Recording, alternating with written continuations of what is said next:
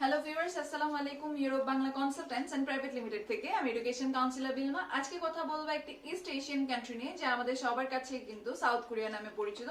South কোরিয়ার currency হিসেবে থাকছে ওন এবং দেশটির ক্যাপিটাল হিসেবে থাকছে সিওল। সেই সাথে যদি দেশটির অফিসিয়াল ল্যাঙ্গুয়েজ বলি সেটা হচ্ছে কোরিয়ান। এবং আর যদি বলা লাগে যে দেশটি বর্ডিং স্টেট হিসেবে কোন কোন সিটিজ বা কোন কোন দেশ থাকছে, সেই ক্ষেত্রে বলবো যে দেশটি বর্ডিং স্টেট হিসেবে থাকছে নর্থ কোরিয়া, সেই সাথে আপনার জাপান এবং চায়না। এখন যেহেতু অনেকের মাঝখানে ভ্রান্ত ধারণা থাকে যে কোরিয়ার ক্ষেত্রে north Korea south Korea same কিনা, এই ক্ষেত্রে আসলে কোরিয়া নর্থ কোরিয়া এবং সাউথ কোরিয়ার মধ্যে অনেক ডিফারেন্স। সাউথ কোরিয়া দেখা যাচ্ছে ইকোনমিক্যালি খুবই ডেভেলপ, সেই ক্ষেত্রে কিন্তু নর্থ কোরিয়া সেরকম নয়। এবার আসি যে দেশটি যেহেতু ইকোনমিক্যালি ডেভেলপ এবং দেশটির অফিসিয়াল ল্যাঙ্গুয়েজ বললাম কোরিয়ান, তো এখন স্টুডেন্টের মাঝখানে কিন্তু চলে আসে যে তাহলে কি আমাকে সাউথ কোরিয়া গিয়ে কোরিয়ান ল্যাঙ্গুয়েজে পড়াশোনা করতে হবে? এমন কিন্তু কোনো বাধ্যকতা নেই, কারণ দেশটিতে যখন আপনি পড়তে যাচ্ছেন সেই ক্ষেত্রে কিন্তু আইএলটিএসটা একদমই ম্যান্ডেটরি। অর্থাৎ আপনি ব্যাচেলার্স স্টুডেন্ট হতে গেলে আপনাকে 5.5 রাখতে হচ্ছে আইএলটিএস, এবং মাস্টার্সের জন্য আপনি যদি পড়াশোনা করতে যান বা ব্যাচেলার্সের পরে হায়ার স্টাডিজের জন্য যেতে চান, সেই ক্ষেত্রে আপনাকে অ্যাটলিস্ট আইএলটিএস 6 রাখতে হচ্ছে। অর্থাৎ বুঝতেই পারছেন যে একটা দেশে যেহেতু ইংলিশ প্রফিসিয়েন্সি আছে, দ্যাট মিনস আপনি ইংলিশ টপ কোর্সই পাচ্ছেন দেশটিতে পড়াশোনা করার জন্য।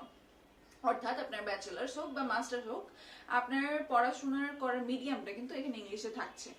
এবং সেই সাথে আপনি যদি বলি যে দেশটির টিউশন ফিস কিরকম বা লিভিং কস্টটা কিরকম, যেহেতু এশিয়ান কান্ট্রি, সবাই মনে করতে পারে যে আসলে কিরকম পড়তে পারে তেমন একটা ধারণা থাকে না, যদিও ইউরোপিয়ান কান্ট্রিজের ক্ষেত্রে অনেকে ধারণা থেকে থাকে। সেই ক্ষেত্রে টিউশন ফিসটা হতে পারে দেশের 5,000 থেকে 7,000 ইউএসডির মতো। এখানে আসলে ওনের সাথে সাথে ইউএসডিটা অনেক প্রচলিত মানে কারেন্সি হিসেবে। সেই ক্ষেত্রে কিন্তু আমি সুবিধার জন্য আপনাদেরকে টিউশন ফিসটা কিন্তু ইউএসডিতেই বললাম। তো 5,000 টু 7,000 এটা ইয়ারলি টিউশন ফিস হতে পারে। এটা কিছু কিছু বিশেষ ইউনিভার্সিটি থেকে কিছু ক্ষেত্রে বিশেষ এটাকে আসলে উঠানামা করতে পারে। সেই সাথে যদি লিভিং কস্ট বলি, লিভিং কস্টটা হতে পারে দেশটির আপনার 5,000 থেকে 500 থেকে 550 ইউএসডির মতো, তার বেশি আশা করা যায় যে হবে না।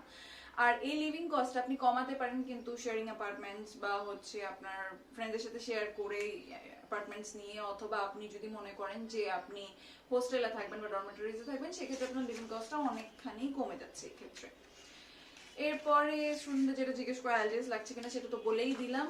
100% ইংলিশ টপ কোর্স পাচ্ছেন দেশটিতে, এবং পিয়ার ফ্যাসিলিটিস নিয়ে কথা না বললেই না। যারা যারা ইন্টারন্যাশনাল স্টুডেন্ট হিসেবে দেশটিতে যাচ্ছেন তারা কিন্তু এখানকার পিয়ার ফ্যাসিলিটিস পেয়ে যাচ্ছেন। সেই সাথে পার্ট টাইম জব করার ফ্যাসিলিটিস আছে দেশটিতে। পার্ট টাইম জব করার ক্ষেত্রে বলবো 20 আওয়ার্স করে উইকলি জব করতে পারছেন, এবং সেই সাথে আপনি আপনার সেমিস্টার ব্রেকটা যেটা থাকছে সেটা কিছু ইউনিভার্সিটিতে 1 মাস হতে পারে, কিছু ইউনিভার্সিটি 1.5, কিছু ইউনিভার্সিটি 2 মাস হতে পারে। এই সময়টাতে আপনি কিন্তু একটা ফুল টাইম ওয়ার্ক পারমিট পেয়ে যাচ্ছেন, অর্থাৎ উইকলি 40 আওয়ার্স করে এখানে জব করতে পারছেন। এই সময়টাতে কিন্তু আলটিমেটলি আপনাকে জব করে আপনার টিউশন ফিস এবং লিভিং কস্ট আপনি আলটিমেটলি ম্যানেজ করতে পারছেন খুব সহজেই।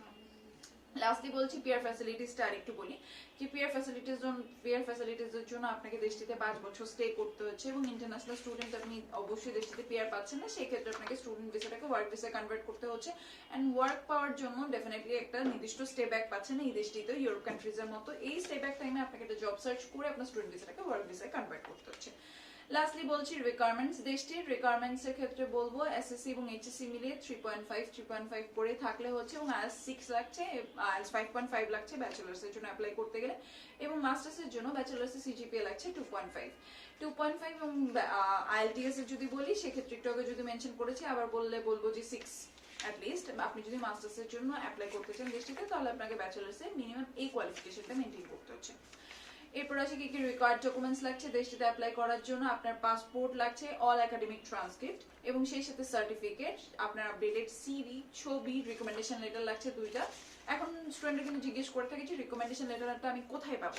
আপনার লাস্ট যে একাডেমিকটা কমপ্লিট করেছেন, ধরেন আপনি ব্যাচেলার্সের জন্য পড়তে যাবেন, সেক্ষেত্রে আপনি আপনার কলেজ থেকে আপনার যেটা রিকমেন্ডেশন লেটার কালেক্ট করবেন, এবং যদি আপনি মাস্টার্সের জন্য পড়তে যান সেক্ষেত্রে আপনার ইউনিভার্সিটি থেকে কালেক্ট করছেন। রিকমেন্ডেশন লেটারের সাথে কিন্তু জাস্ট আপনার এনআইডি আর বার্থ সার্টিফিকেট, এনআইডি না থাকলে এক্ষেত্রে বার্থ সার্টিফিকেট দিয়েও হয়ে যাচ্ছে। তো এই কয়েকটা জিনিস লাগছে আপনার আলটিমেটলি দেশটিতে আবেদন করতে গেলে। এবার আসি যে কেন আপনি ইউরোপ বাংলা কনসালটেন্টসকে চুজ করবেন। নিশ্চয়ই আমাদের আগের ভিডিওসগুলো দেখে থাকলে জানেন যে আমাদের কোনো ফাইল ওপেনিং চার্জ নেই, আমরা অ্যাসেসমেন্টটা ফ্রিতে করে থাকি, সেই সাথে হিডেন কস্ট নেই।